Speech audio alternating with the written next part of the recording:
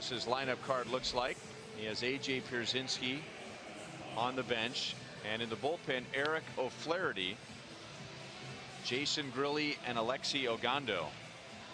Now on the Royals side, Ned Yost still has Lorenzo Cain, Drew Butera, and Christian Colon, but with Chien-Ming Wang taking over in the 13th inning, his bullpen is empty. Now he does have Drew Butera, who has pitched 3 times in his career. And it looks like he's wearing his pitcher spikes.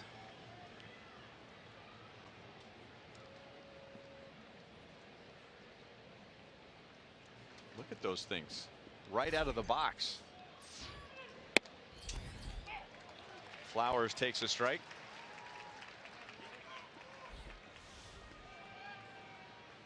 Fancy dancy.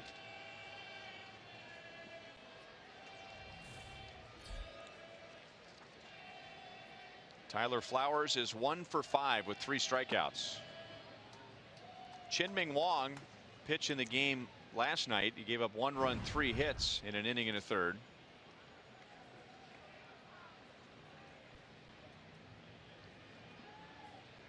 Also allowed an inherited run to score.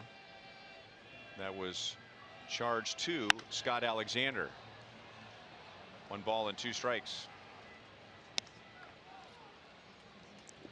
But maybe more importantly about Chien-Ming Wang's outing last night, in an inning and a third, he threw 29 pitches. He is the 9th, count him, 9th pitcher for the Royals today.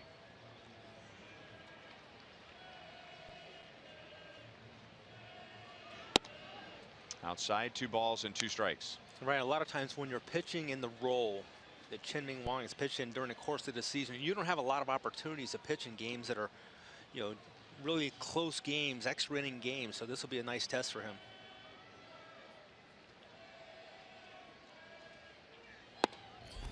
Three balls, 2 strikes.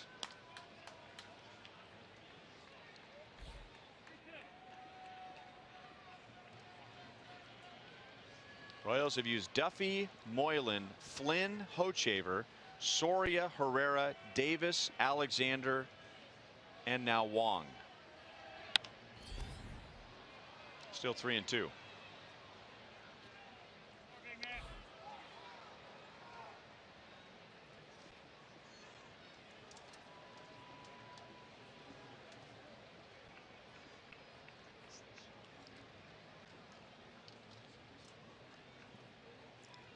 This is the 3rd time this season that Chien-Ming Wang has pitched in back-to-back days, in case you were wondering. I was wondering.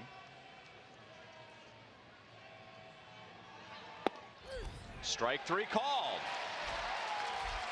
Tyler Flowers will be fitted with a golden sombrero.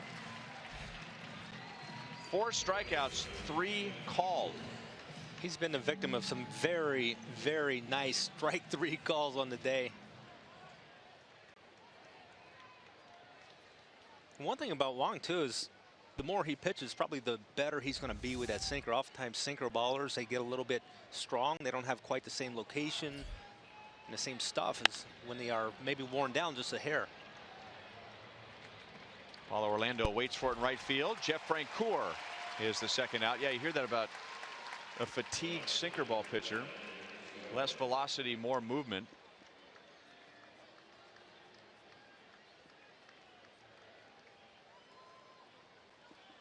So he's gotten the first 2. And now he'll get Ender Enciarte. What do you think, Ned Yost maybe get 2 innings out of Chien-Ming Wang? I would think so, if needed. Now Scott Alexander, we pointed out, he went an inning and 2/3 last night, and Ned got 3 out of him today. Enciarte fouls it back.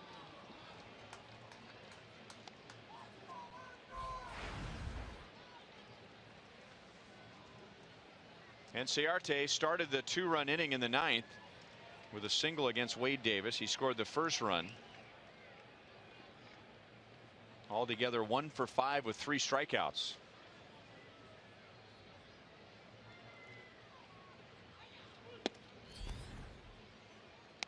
1-1. He does not want to join his teammate Tyler Flowers with a 4-strikeout game.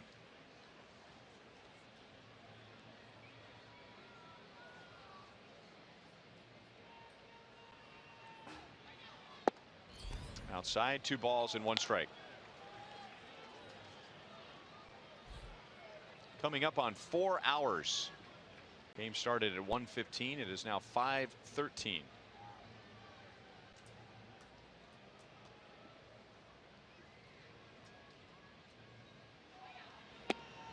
Three balls and 1 strike. On deck is Chase Darno.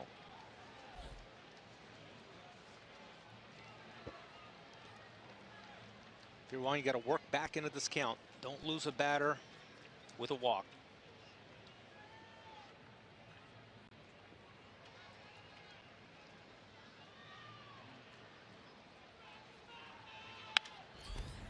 Full count.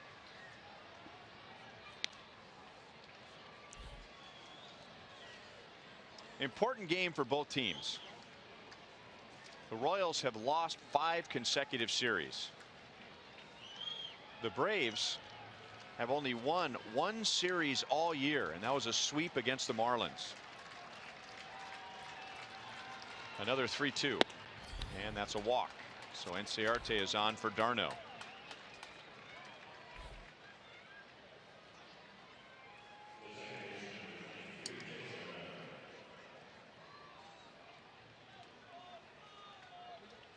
The Yankees did hang on and beat the White Sox. So a win would gain the Royals a game in the Central Division. Cleveland also lost to Minnesota, another team the Royals are chasing in the Central.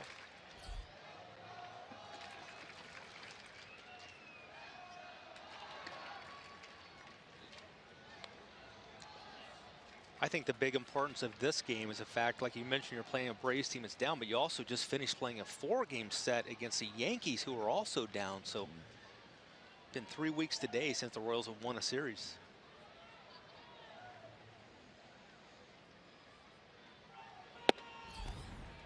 In there for a strike to Darno.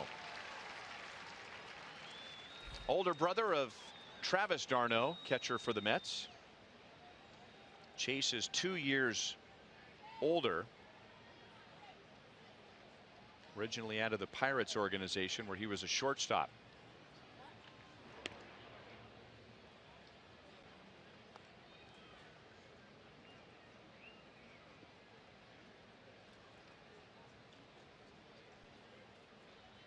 And they sure look a lot alike.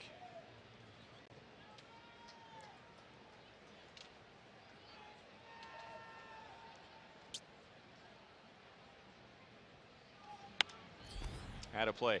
Read a story where last year in September, Chase was playing for the Phillies and Travis for the Mets, and the 2 teams played in September, and here's Chase coming to the plate with Travis behind the plate, and the Mets struck out Chase Darno, and after the game Travis said, I remembered from some of the tape ball games in the old driveway that Chase is susceptible to a backdoor slider, so that's what I called for.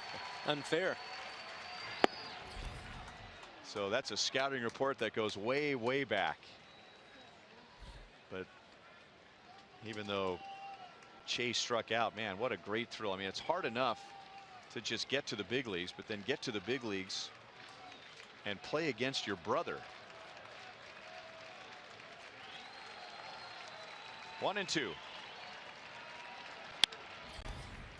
Escobar, that's under his glove.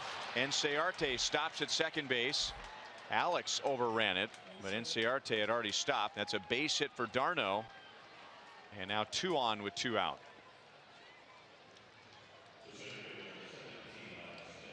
Wang's going to get the ground ball that he's looking for. Unfortunately, just out of the reach of Alcides Escobar. Maybe in the 1st or 2nd inning, makes that play. 13th inning, not so much. I'd say the guy I'm impressed with is Salvador Perez after last night's game, getting dinged up, and out here today for 13 innings. Day game after a night game. Ned was pointing toward the game on Wednesday against Boston for potentially giving him a day off. That may change. Yes. And now Malik Smith.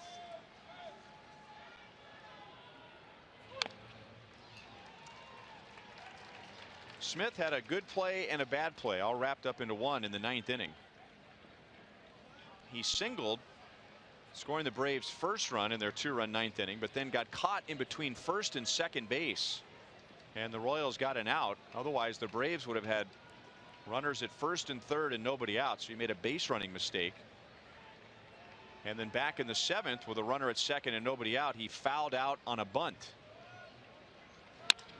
Chopped over the mound. Infante has led right to the bag.